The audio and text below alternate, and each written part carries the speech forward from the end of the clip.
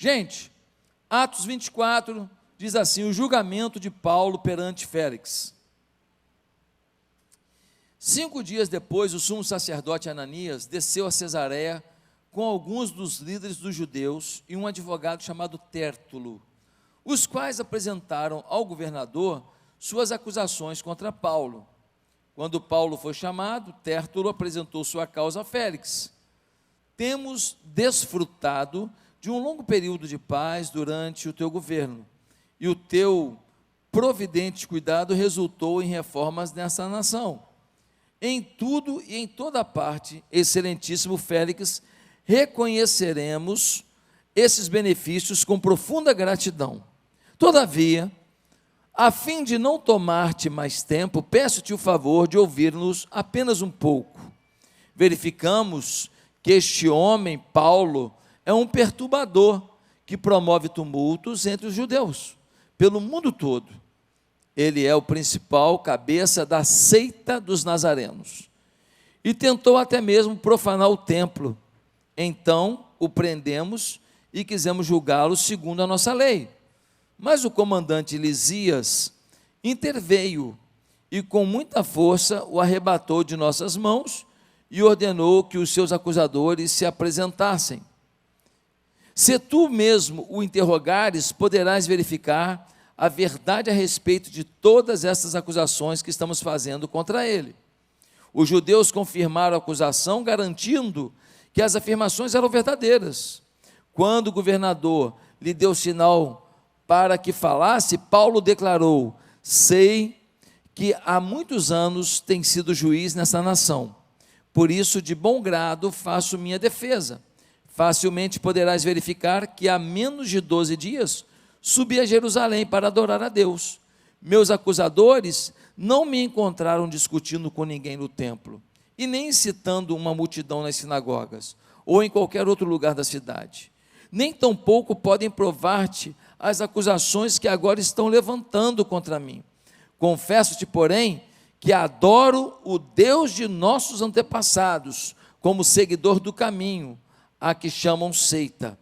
Creio em tudo que concorda com a lei e no que está escrito nos profetas, e tenho em Deus a mesma esperança desses homens, de que haverá ressurreição tanto de justos como de injustos. Por isso, procuro sempre conservar a minha consciência limpa diante de Deus e dos homens. Queridos, a gente sofre por algumas decisões erradas. Há sofrimentos que têm a ver com escolhas da gente.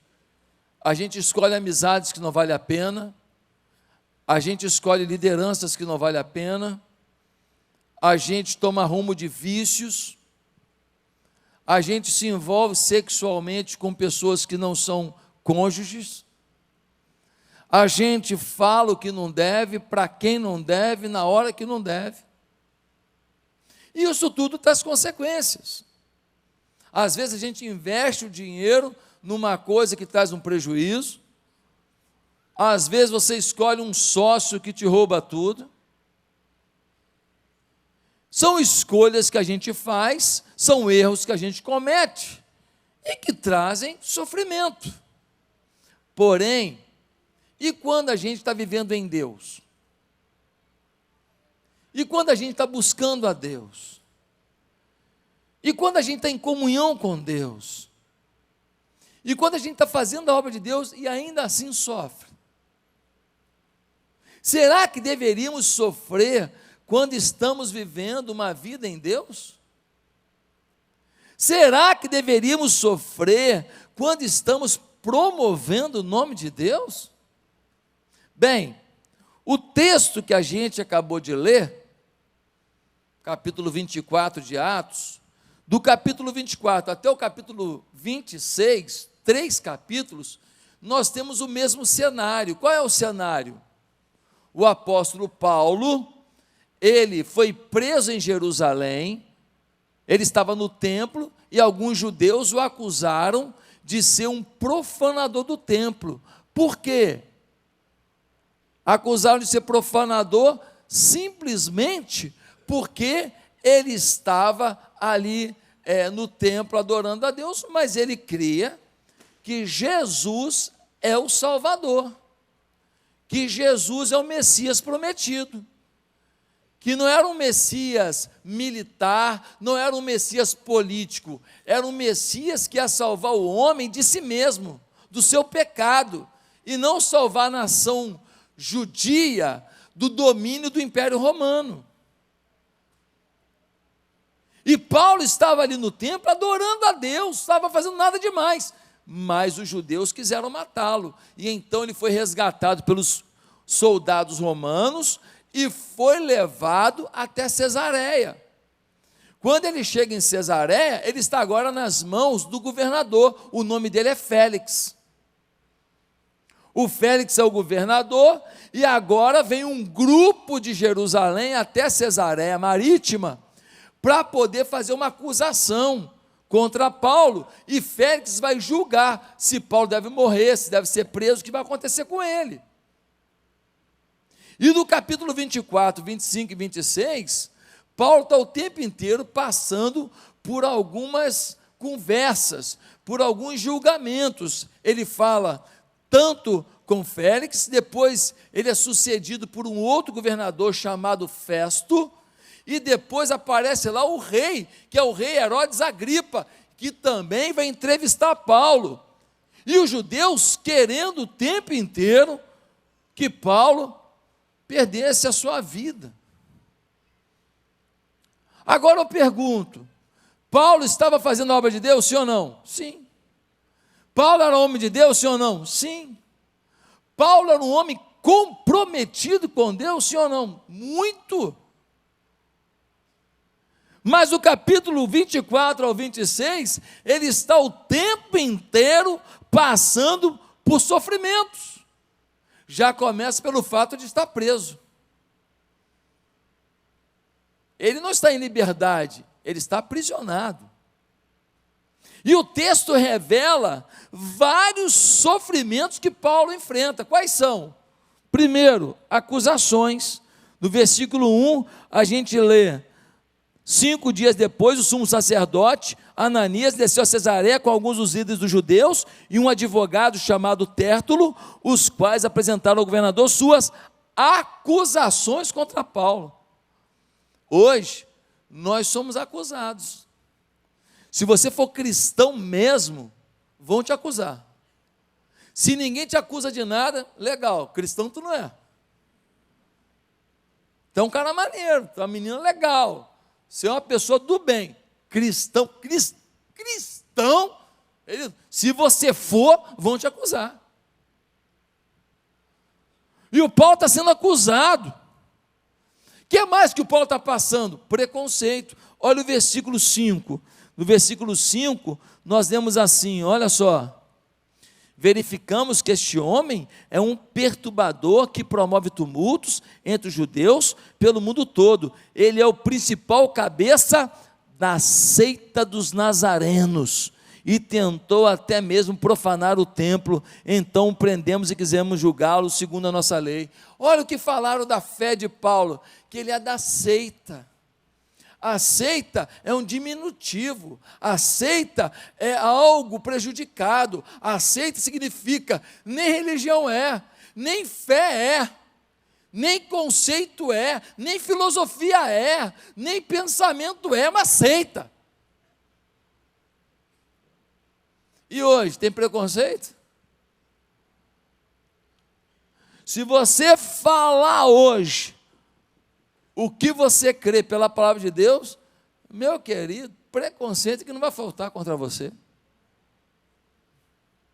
Agora Paulo passa por mais uma coisa: mentiras. No versículo 6, nós lemos assim: e tentou até mesmo profanar o templo, então o prendemos e quisemos julgá-lo. O Paulo tentou profanar o templo. Aonde? O Paulo estava no templo adorando. Profanar o templo, mentira. E hoje?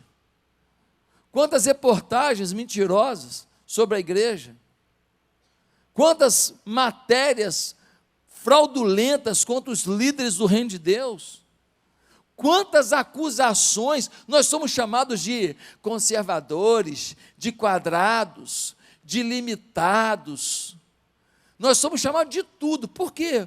Porque a gente defende que existe família, o pai, a mãe, que tem seus filhos, e os filhos que nascem é menino e é menina, não tem mais nada no meio disso. E a gente ouve um monte de acusação, porque a gente segue o que a biologia mostra, o que a sociologia mostra e o que a Bíblia mostra. O que mais que acontece com Paulo? Injustiça. Versículo 26.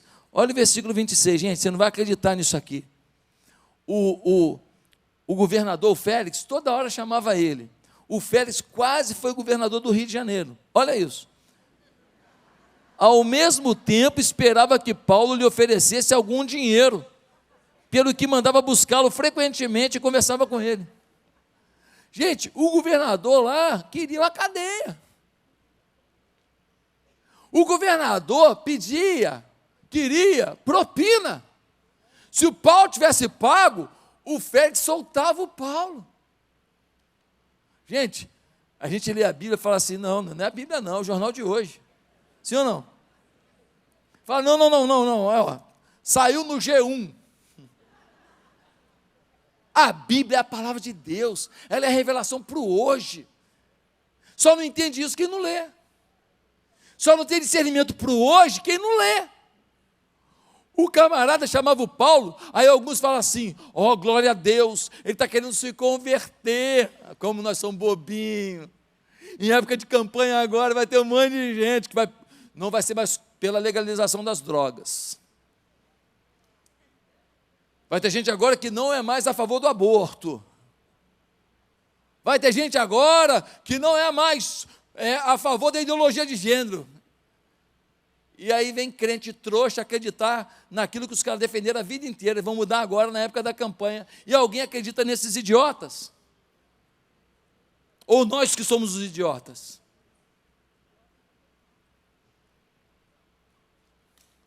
O Paulo está diante de um governador corrupto. O cara quer propina. O que mais que o Paulo está passando aqui? Desrespeito do politicamente correto. Existe um politicamente correto, e por causa disso, o Paulo é desrespeitado. Quer ver?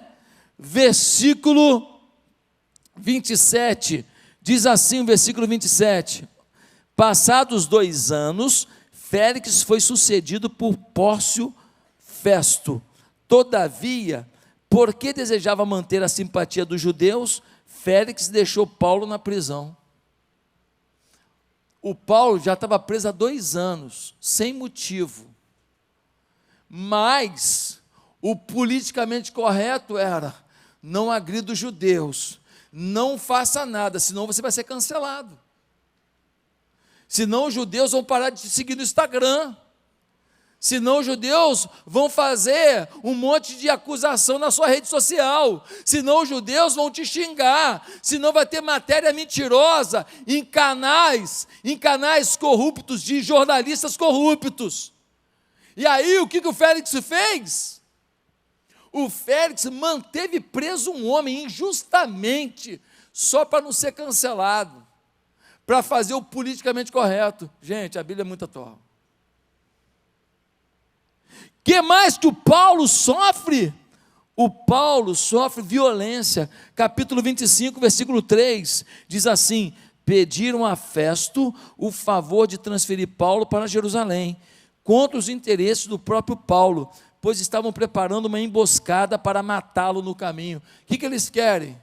Eles querem que o Paulo seja transferido para Jerusalém, para ser julgado em Jerusalém. Sai de Cesareia Marítima para Jerusalém. Por quê? Porque no caminho eles vão dar fim à vida dele. Uma flechada, uma facada, um tiro, uma escopeta, um .50, eles vão matar o Paulo.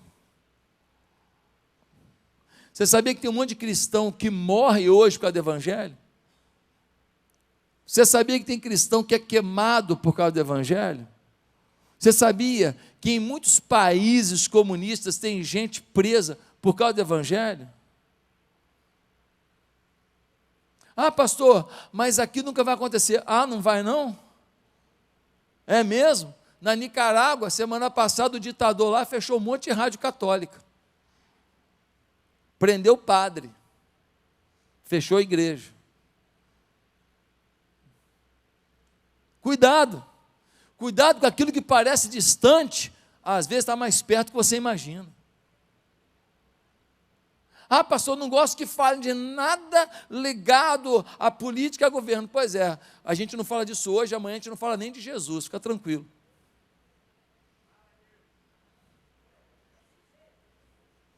Você tem que se posicionar como um defensor da liberdade, da fé, como defensor do direito das pessoas de expressarem sua opinião, pelo menos isso. O outro tem a opinião dele, tem que ser respeitado, mas nós cremos na palavra de Deus, só queremos ter o direito de falar o que cremos. Não queremos ser presos nem processados por falar o que cremos. Só isso. Só isso. Fale o que você quiser, mas deixe com amor discordar de você. Meus queridos irmãos, o Paulo está passando por acusação, mentira, tentativa de extorsão, violência, prisão, sofrimento. E era um homem de Deus. O que a gente está aprendendo aqui? Precisamos entender que o Evangelho não é maravilhoso porque vivemos apenas alegrias. O sofrimento faz parte da vida do crente. O sofrimento faz parte da nossa vida. Queridos, o Espírito Santo trabalha a nossa alegria, mas Ele também trabalha no nosso sofrimento. E talvez o Espírito Santo trabalhe muito mais no nosso sofrimento do que na nossa alegria. Se você está achando que descobriu uma fé, uma religião, que não vai ter sofrimento, você se enganou. Procura outra. Talvez um bom vinho do Porto te dê mais alegria num dia. Eu não bebo, odeio. Mas para quem gosta, talvez te dê mais alegria num dia do que a palavra de Deus. Porque muitas vezes viver a palavra de Deus significa renúncia. Significa ser acusado. A recompensa é certa, mas o momento não é agradável não, irmão. A recompensa é certa, mas na hora, talvez uma festa, hoje, eu cheguei 20 para as 7, estava tocando aqui na Avenida das Américas uma música do 5º, ou do 6º, ou do 7º dos infernos, talvez do 8º. Gente, ninguém reclama não disso. Meu Deus do céu, gente, a igreja... 20 minutos de louvor, tem que enfrentar a polícia vindo aqui de vez em quando. 20 para as 7 da manhã, e dum, aqui, gente, eu acho que era lá no Rio Centro. Então é do 10º dos infernos, já. Gente, pelo amor de Deus, que é isso, gente? Que mundo louco. Mas nós somos perseguidos. A perseguição faz parte. Talvez o cara que estava lá, doidão, cheiradão, naquele momento ele está mais feliz do que você imagina. Quando passar ali, aí vai vir a rebordosa. Aí ele vai ver a realidade da vida dele. Ele vai ver que o efeito alucinógeno passa e a vida dele é uma desgraça. Queridos, 3 coisas pelo menos Paulo aprendeu nesse processo aqui, do capítulo 24 a 26. O que nós aprendemos sobre o que o Espírito Santo faz através do sofrimento do justo? Primeiro, o sofrimento nos ajuda a cumprir os planos de Deus em nossas vidas. O teu sofrimento tem a ver com o plano de Deus na tua vida. Ah, pastor, mas eu não gosto de sofrer. Pois é, nem eu. Mas o sofrimento nos coloca também dentro de um plano de Deus. porque todas as coisas contribuem juntamente para o bem daqueles que amam a Deus. Meus irmãos, o Paulo estava lá preso, não estava? Mas ele pregou para o governador Félix, ele pregou para o governador Festo, ele pregou para o rei Agripa, ele estava pregando para as autoridades do reino, e Deus tinha um propósito nisso. Ele pregou para os soldados do reino, ele pregou para várias lideranças do reino. Deus tinha esse papel na vida dele. Depois, para ele não ser transferido para Jerusalém, o que ele faz? Ele apela a César.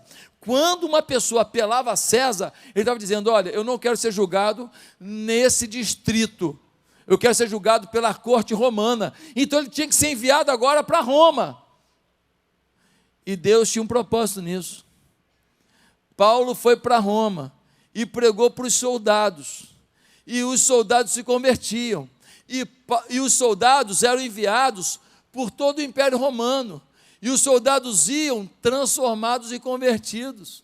E Paulo também pôde pregar para as autoridades em Roma, e Paulo também ficou preso lá, e pôde fazer escritos que abençoaram a igreja. Tudo estava dentro do processo, mas Paulo estava no sofrimento. O sofrimento de Paulo o levou a um propósito de Deus. Um jogador de futebol começou a ficar famoso, começou a ganhar dinheiro, começou a jogar em grandes clubes, finalmente foi convocado para a seleção brasileira, depois foi jogar no exterior, num grande clube da Itália, e ele se afastou de Deus, ele se distanciou de Deus. De repente, no auge da carreira, uma doença chega no seu cérebro, e o diagnóstico foi: olha, você nunca mais vai poder jogar bola, acabou sua carreira.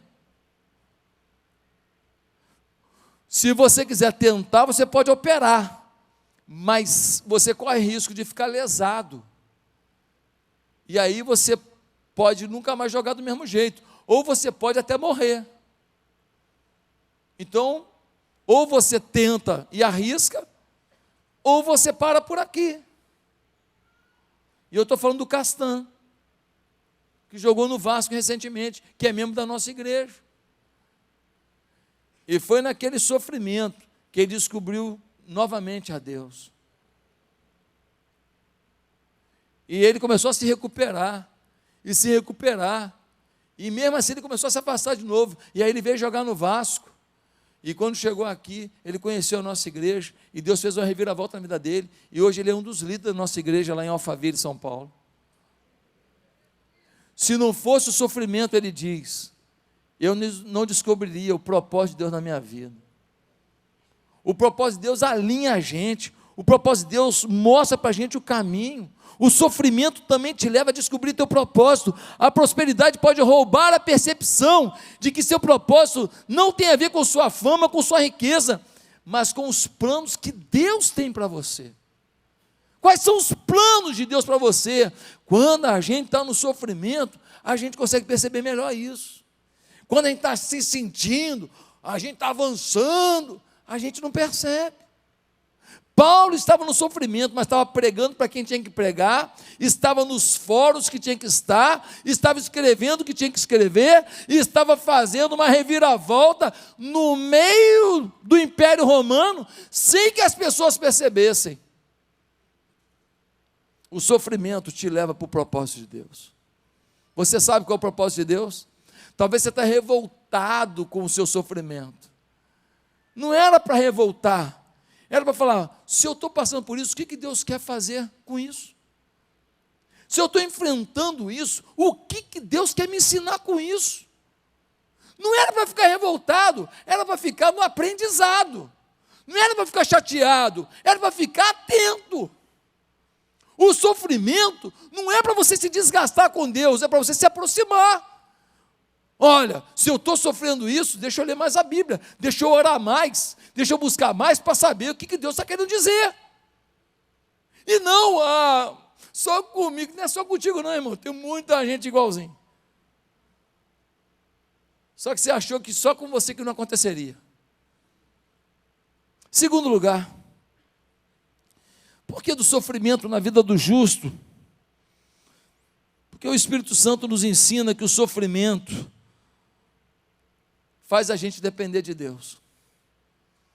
Ah, meus irmãos, o sofrimento faz a gente depender de Deus. O Paulo estava na seguinte situação: se ele é transferido para Jerusalém, matam ele no caminho.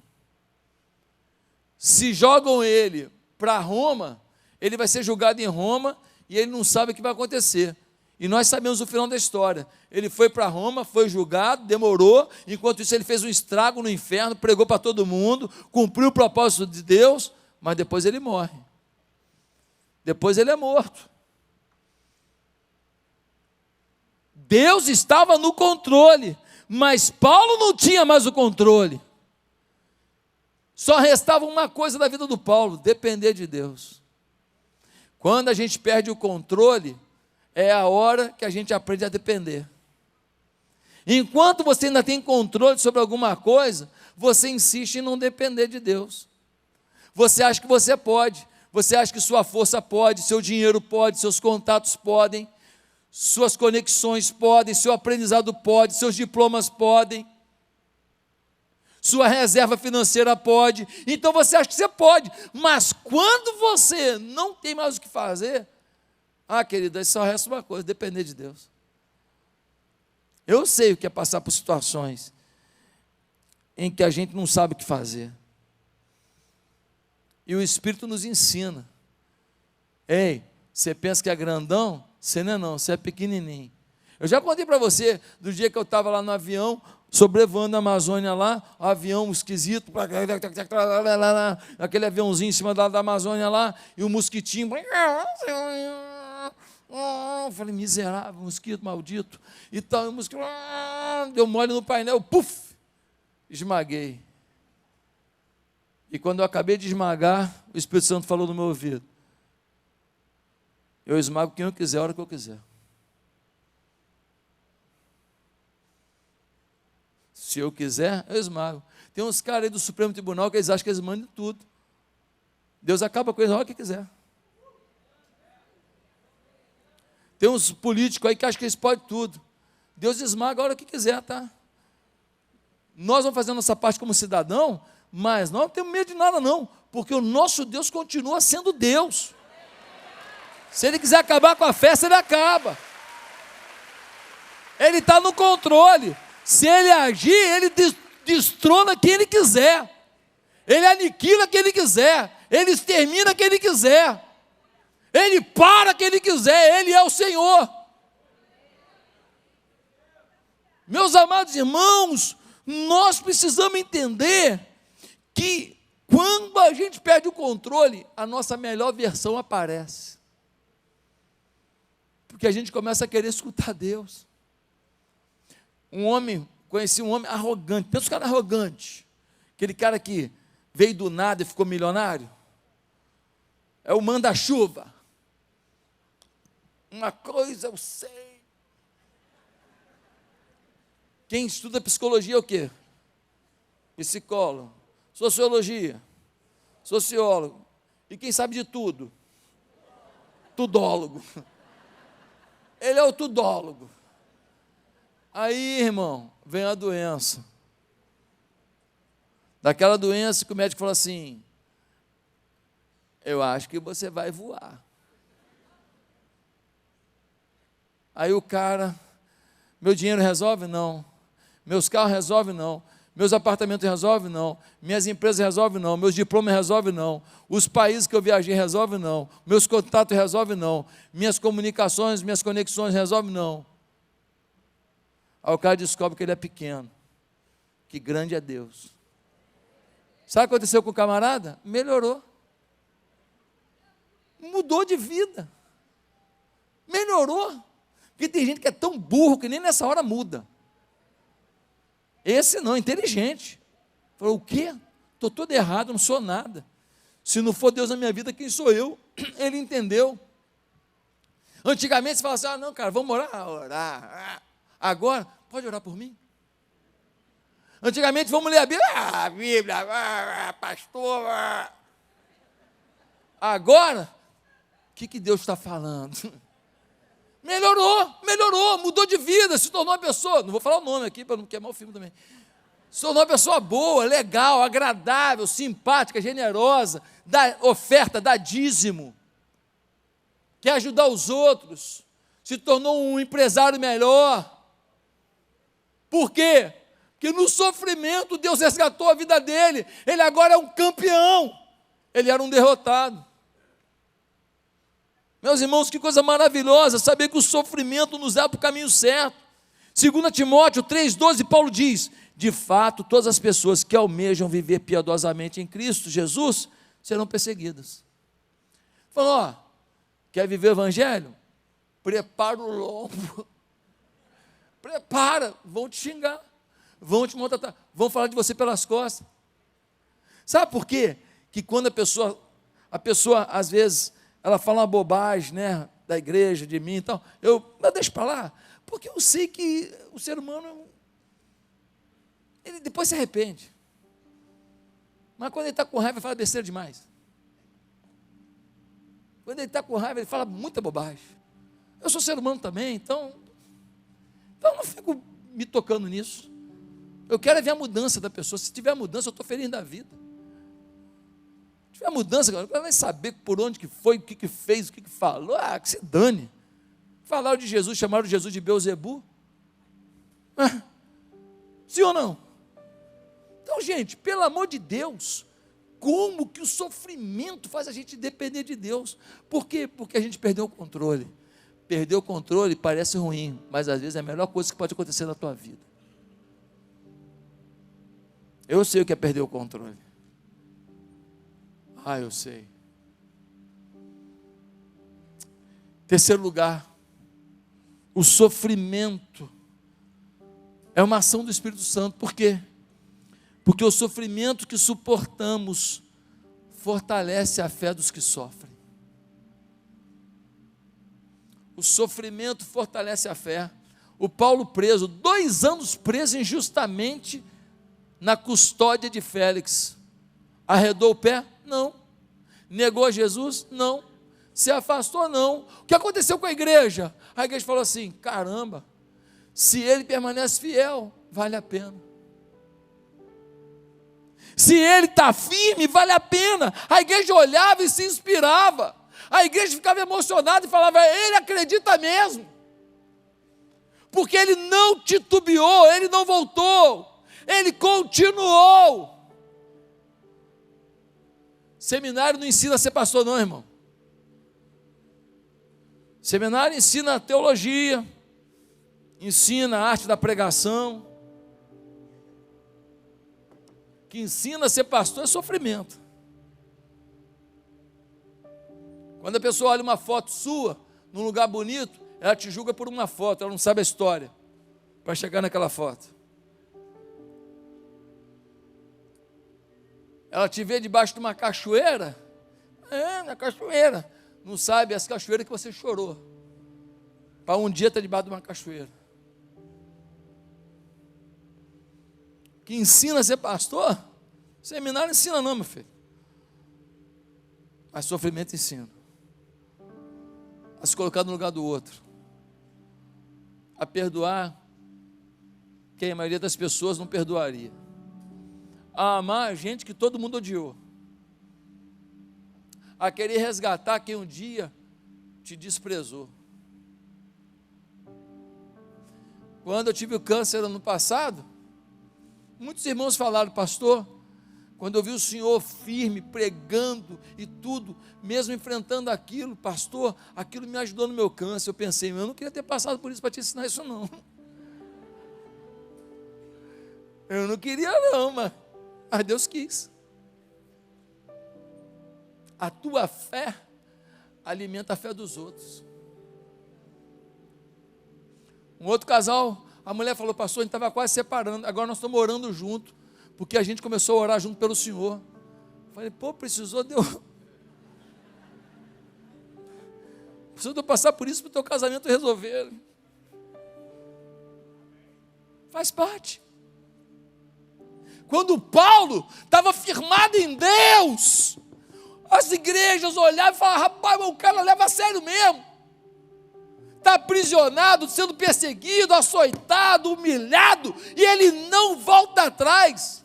Eu gosto de Atos 14, que Atos 14 eles começam a apedrejar Paulo. E quando você já tomou pedrada? Já brincou de guerra de mamona com tiradeira? Já brincou? Mas brincadeira legal, tranquila de criança. Né? Se bate no olho, fura o olho, negócio legal demais. Né? Com mamona. Quando achava um pé de mamona, era uma alegria na vida da gente. Fala, nossa, quantas pessoas vou acertar hoje, aleluia. É ou não é? Criança é um bicho bom, sabe? Né? Só pensa no bem. Então, caramba, criança é fogo, né, cara? Não é fácil, não. O apóstolo Paulo, ele estava sendo apedrejado. Quando você vai tomar uma tiradeira, alguém te joga uma pedra, o que você faz? Você se protege. O Paulo, diz o texto de Atos 14, que as pessoas que estavam apedrejando ele, acharam que ele tinha morrido. O que isso está dizendo? Está dizendo que ele tomava pedrada e nem se defendia mais. Tomava uma pedrada, batia na cara, batia no olho, batia no nariz, batia na barriga, batia no queixo, e o Paulo tomando pedrada. Porque se ele estivesse se defendendo, que nem a gente, quando a gente fazia essas brincadeiras infantis, inofensivas, não iam achar que ele estava morto, mas acharam que ele estava morto. Pegaram ele, jogaram ele fora da cidade, achando que ele estava morto. Passou um tempinho, ele levantou. Sabe o que ele fez? Lê Atos 14, está precisando ler Bíblia, hein? Sabe o que ele fez? Voltou para a cidade. Quando a igreja fala, o cara tudo quebrado, tudo arrebentado, e volta para a cidade. Não foge da briga, não foge da luta. Meu Deus, ele acredita no que prega. A tua fé alimenta a fé dos outros.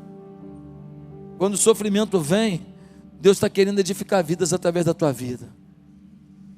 Meus amados, quero terminar dizendo que Paulo aprendeu que o seu sofrimento colocava ele no propósito de Deus, que o seu sofrimento o ensinava a depender de Deus, e que o seu sofrimento, a forma como ele lidava com o sofrimento, fazia com que ele inspirasse outros a enfrentar também os seus sofrimentos. Hoje, Deus está te chamando para não titubear, para não desistir, para não se revoltar com o teu sofrimento, mas para aprender as lições que Deus quer te dar, para que você viva o teu propósito, e você fortaleça a fé dos outros, pela sua sabedoria, pela sua resiliência, pela sua fé, diante do teu sofrimento.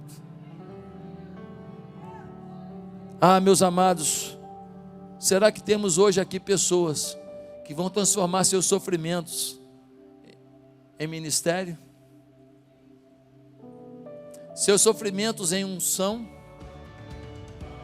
Seus sofrimentos em poder? Seus sofrimentos em comunhão? Seus sofrimentos em intimidade?